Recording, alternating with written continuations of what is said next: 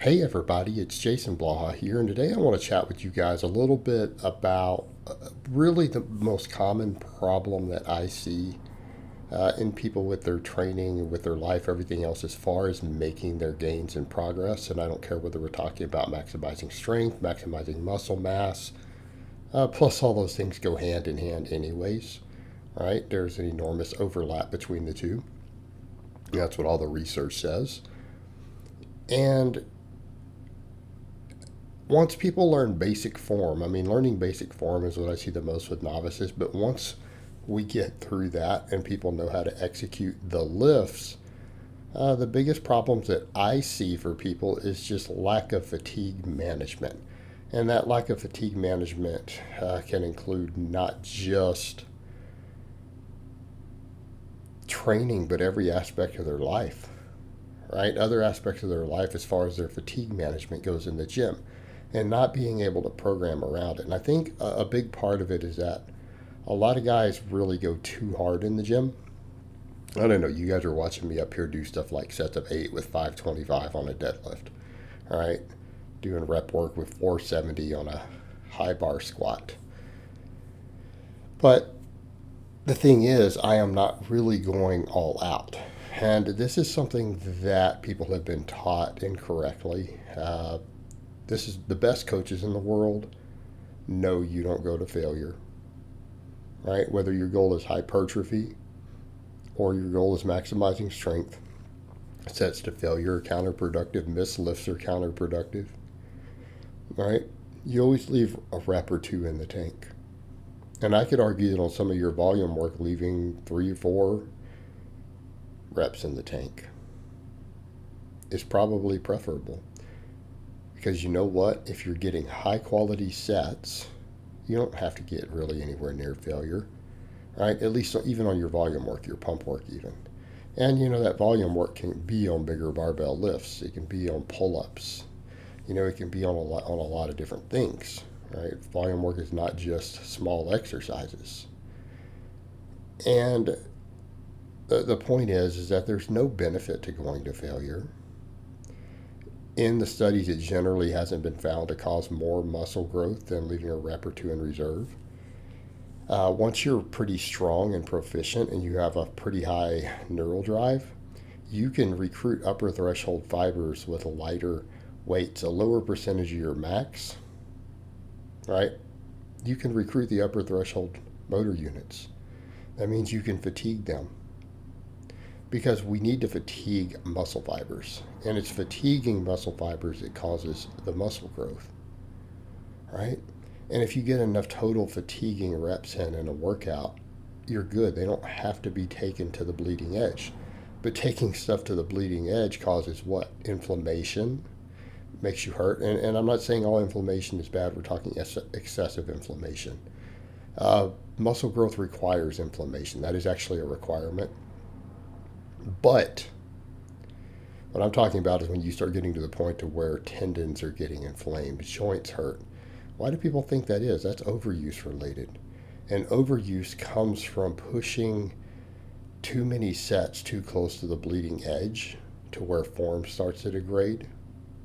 Right? There's a continuum there. You know, people say, well, bad form causes injuries, but the data suggests it's overuse that causes injuries. But overuse of bad form. And if we're grinding a lot of reps, you're getting so fatigued that we reach technical failure. Guess what? You're using bad form repeatedly over and over and over. Well, in a fatigued state, okay, that's problematic. This is what gets us hurt. Also, this is one reason, again, tendons and stuff start to hurt. This is our tendons warning us that we're pushing too far. So people don't have good fatigue management in their training, you know, and I get guys who are like, well, I want to take every set to failure. Does that mean I need to do less work? No, it means you need to not work out at all, right? You're not doing yourself any favors. You should probably go get a different hobby. This is not for you. Because you're just going to end up injuring yourself. You're going to feel beat up. You're going to feel like crap. You're losing the benefits of lifting. You're losing them. So fatigue management on your sets. And if you're leaving reps in the tank, you can get more quality sets in, which will allow more total quality reps that stimulate adaptation without destroying you, without beating your tendons up because form is breaking down and putting you in bad angles. Okay? That's a big part of it. That affects recovery. And if you end up with more high quality reps without just destroying yourself, we get more muscle growth, less fatigue. Let's just stimulus to fatigue. I mean, if we want to discuss that topic, let's not just look at exercises. Let's look at your intensity levels, right? And your reps relative to your intensity level. Are you stimulating or are you annihilating? Even on the same movements. I think it matters here. And we come over to the total volume. Well, total volume is context dependent too. Too many guys want to do too much work. Right? You start doing 5 or 6 sets to failure in a workout of different exercises total. 8 sets to failure in a workout. Your fatigue management's terrible. You're going to struggle to recover from this. Okay? You're going to struggle to recover from this. And the biggest example you see, I mean, you know that you have a fatigue management problem when you go to, say, a pre-workout. Right? That's a perfect example. Because you need a pre-workout to make it through your training session. Well, this is a bad sign.